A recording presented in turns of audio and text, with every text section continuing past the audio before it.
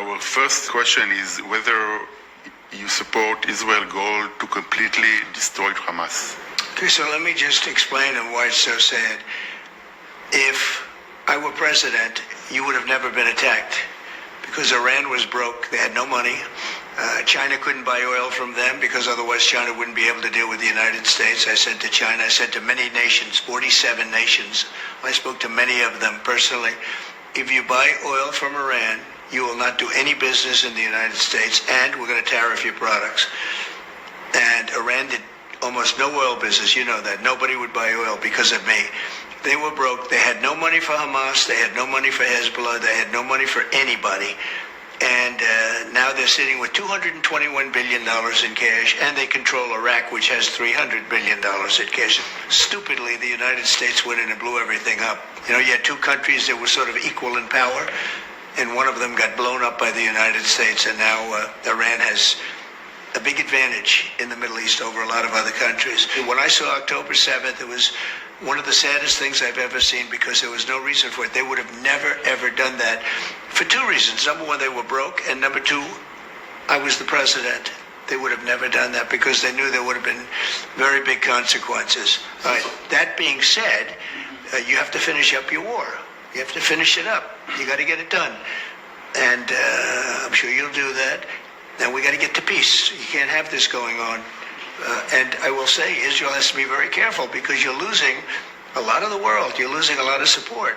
But you have to finish up. You have to get the job done. And you have to get on to peace. Well, look, there has been no president better to Israel than me.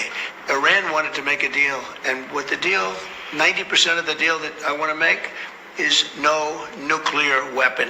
I'm a very loyal person. I've been loyal to Israel. I've been the best president in history by a factor of 10 to Israel because of all the things I do. The embassy, Jerusalem being the capital, the best location for the embassy, and getting the embassy built.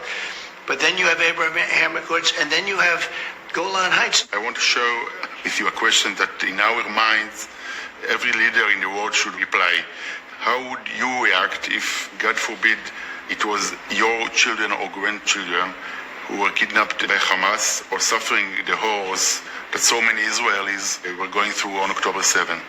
On October 7, I would say I would act very much the same way as you did. You'd have to be crazy not to. Only a fool would not do that.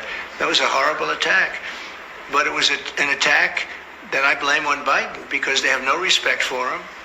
He can't put two sentences together. He can't talk. He's a very dumb person. He's a dumb person. You're in a very dangerous neighborhood. And with Iran getting a nuclear weapon, once they have a nuclear weapon, you'll be speaking to them a lot differently than you're speaking right now.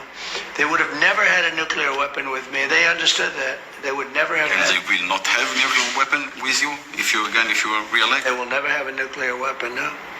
But you have a long time to go. They could have a nuclear weapon in 35 days. Right? I have 7 months to go and 9 months to take office. A lot of bad things can happen in that. You know, that's a lot. That's like an eternity.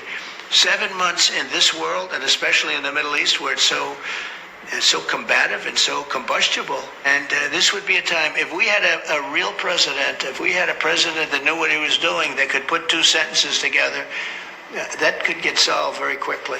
Mr. President, thank you very much for this interview.